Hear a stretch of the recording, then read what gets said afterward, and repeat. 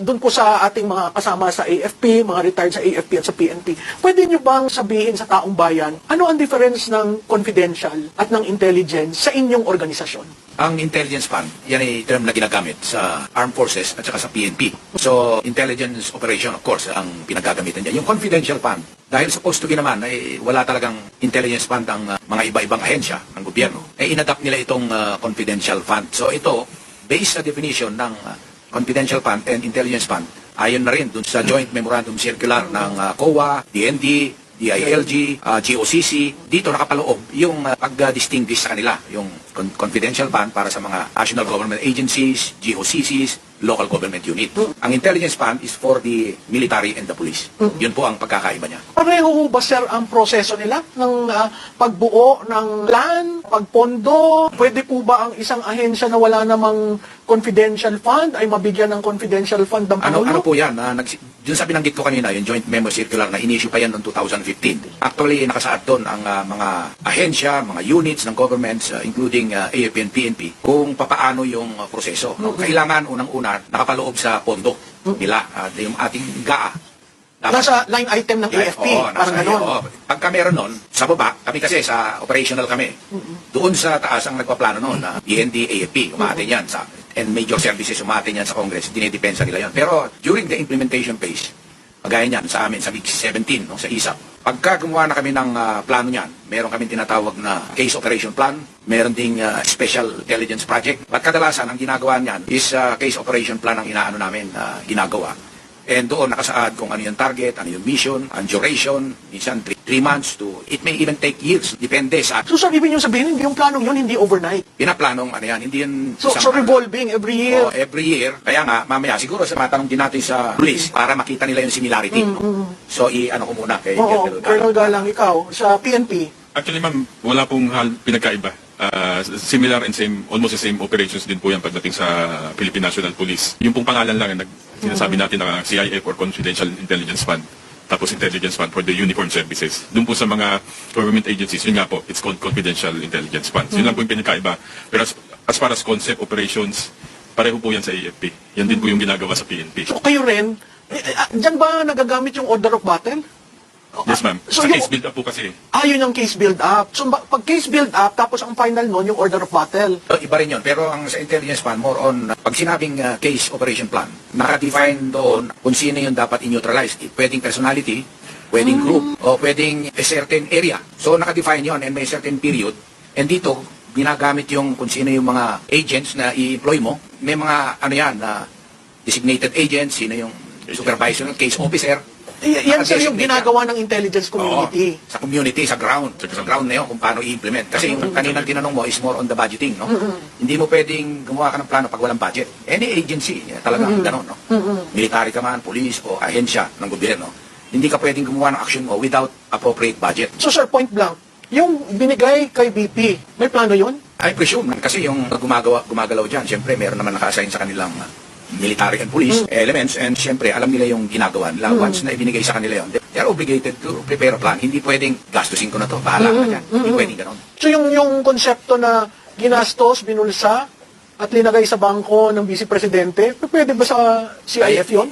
Hindi po pwede dahil doon po kung mababasa yung joint circular, memorandum circular ng COA, DILG, GOCC at saka ng DND. Ano yun? Number 2015-01, no? Dated January 2015. No? Makikita niyo po doon yung proseso. Kaya imposible na magamit yon at maibulsa. Dahil kahit na confidential po yan, ino-audit po yan. May audit system po doon. Meron po ang chairperson ng COA, yung tinatawag na Intelligence and Confidential Fund Audit Unit. So meron doon na kailangan isubmit yan ng ahensya. Doon, sa naka-report. Sealed envelope, tapos doon. Pero hindi doon nakasaad kung code ang nakalagay doon, code lang talaga yun. Hindi nire-reveal yun dahil kagaya ng mga pangyayari. Kaya importante, merong code ang operation. Sa operation pa lang, O-plan, minsan ganon. Case operation plan, Agila, pwedeng ganon. So talagang coded talaga, Coded. kahit sa PNP. Talagang lahat ng operation Ginagamit yan, code, pseudonym, alias, and even yung mga writer nga, may pseudonym. Pero ito, more on, important dahil yung secrecy, no? Maraming reason kung bakit kailangang may alias or code or may pseudonym. Kasi, una, for security reason, for safety.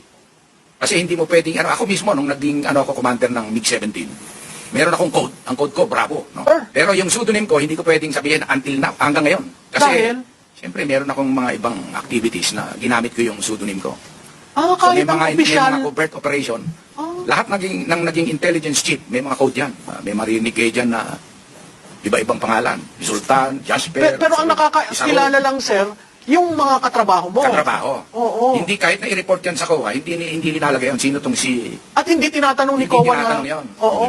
Basta, Compartment. na-comply mo yung mga requirements doon, paano ginastos, including mga cash advances, merong requirement yan. Oo. Basahin niyo po yun. Sinabi ko kanina yung Joint Memorandum Circular. Makikita niyo po doon. 33 pages Hindi lang. pwedeng ibubulsa lang yung basta-basta. May audit system. Sir, sa pulis, ganyan na ganyan din? Yes, ma'am. May alias rin? Meron po. Minsan alphanumerics ang ginagamit namin. Pero compartmentalized nga po yun. Kagaya po, I'm just speaking for myself kasi merong nakaseparate kami na unit nun eh. Kami po nun, we're under Rio 20, Regional Intelligence Office 20. Hindi ko pa sasabihin ko saang unit yun. So kahit yung mga ganyan, internally lang kayo ang nakakaalam. Yes, ma'am. So mahirap na ibuklat mo sa public ang lahat na ito, yung operational, wala pa nga tayo dun sa mga alias-alias, pero yung proseso ng AFP, proseso ng PNP, pagdating sa intelligence, talagang hindi Basta sinasabi. yan. May prinsipyo kaming sinusunod, yung tinatawag na the need to know basis. So doon sa ahensya mismo, halimbawa sa ISAP, hindi lahat doon nakakaalam din ng ng mga codes na yun. Parang pag mababa ang pay grade mo, hindi ka pwedeng Oo, magtanong. need to know eh. Oo. Ay, kahit na hepe, minsan hindi, mas senior, hindi nila pwedeng alamin. Mas alam pa nung sargento. Ayan yung mga ganon.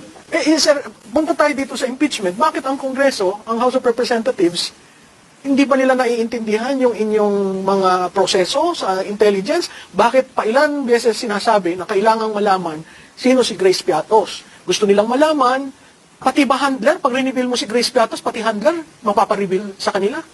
Ayun na nga, yun yung mga ganon. Kasi, maaaring yung iba doon, alam din nila, ng mga ibang congressman, hindi naman sila mga bobo eh. Yung iba naman, talagang naive, hindi nila alam talaga. No?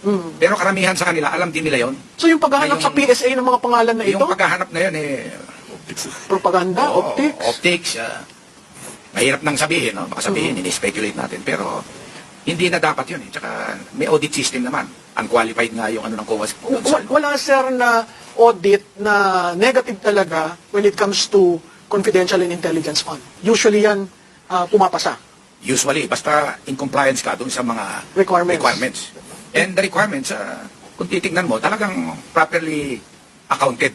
Yun ang importante rin. Kagaya sa and even hindi confidential fund, kahit ano lang na budget. Pagka ginamit mo yon, kailangan mo ng kung paano mong Liquidation.